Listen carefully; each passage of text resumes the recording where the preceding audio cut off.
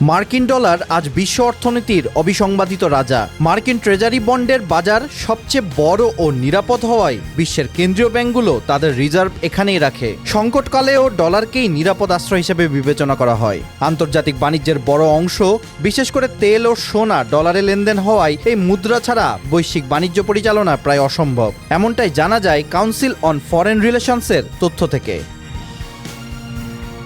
ডলারের এই আধিপত্যের যাত্রা শুরু হয়েছিল দ্বিতীয় বিশ্বযুদ্ধের ধ্বংসস্তূপ থেকে। একসময় ব্রিটিশ পাউন্ড প্রধান মুদ্রা থাকলেও যুদ্ধ ইউরোপের অর্থনীতিকে পঙ্গু করে দেয়। কর্পোরেট ফাইন্যান্স ইনস্টিটিউটের তথ্য মতে যুক্তরাষ্ট্র তখন মিত্র দেশগুলোর কাছে অস্ত্র বিক্রি করে বিশ্বের অধিকাংশ সোনা নিজেদের কোষাগারে জমা করে। 1944 সালে 44টি দেশের প্রতিনিধিরা যুক্তরাষ্ট্রের নিউ হ্যাম্পশায়ারে ব্রেটন উডস নামক স্থানে মিলিত হয়ে একটি নতুন বৈশ্বিক অর্থনৈতিক কাঠামো তৈরি করেন।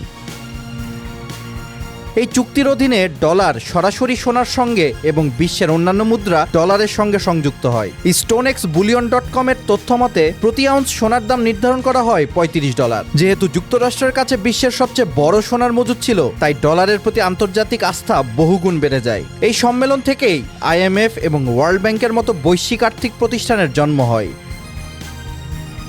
1971 সালে ডলারের ইতিহাসে এক বড় পরিবর্তন আসে। ভিয়েতনাম যুদ্ধ ও অভ্যন্তরীণ চাপে প্রেসিডেন্ট রিচার্ড নিক্সন সোনার বিনিময়ে ডলার দেওয়ার প্রতিশ্রুতি স্থগিত করেন, যা নিক্সন শক নামে পরিচিত।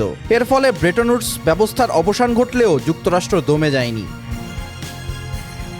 AvaTrade.com এর মতে 70-এর দশকে সৌদি আরবের সঙ্গে এক চুক্তির মাধ্যমে নিশ্চিত করা হয় যে বিশ্ববাজারে তেল কেবল মার্কিন ডলারে কেনাবেচা হবে। এর ফলে পেট্রো ডলার ব্যবস্থা চালু হয়। তেলের চাহিদার সঙ্গে ডলারের চাহিদা বাড়ে এবং রপ্তানি করা ডলার মার্কিন বন্ডে বিনিয়োগের মাধ্যমে যুক্তরাষ্ট্র কম সুদে ঋণ নেওয়ার সুবিধা পায়।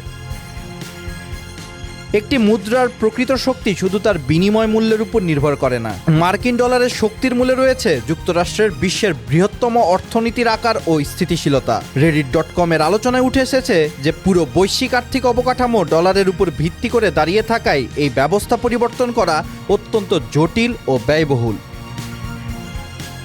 Kuwaiti dinar, Omani riyal, British pound sterling, euro ও সুইস ফ্রাঙ্কের চেয়ে বিনিময় মূল্য কম হওয়া সত্ত্বেও প্রধান রিজার্ভ মুদ্রা ডলার। দ্বিতীয় বিশ্বযুদ্ধের পরবর্তী অর্থনৈতিক পুনর্গঠন এবং পেট্রো ডলার ব্যবস্থার কৌশলী প্রয়োগে ডলার হয়ে উঠেছে বিশ্বের সবচেয়ে শক্তিশালী মুদ্রা। বর্তমানে চীন বা রাশিয়ার মতো দেশগুলোর ডলারের আধিপত্যকে চ্যালেঞ্জ জানালেও কয়েক দশকের গড়ে ওঠা শক্তিশালী অর্থনৈতিক কাঠামো ও আস্থার কারণে এর সিংহাসন আজও অটুট।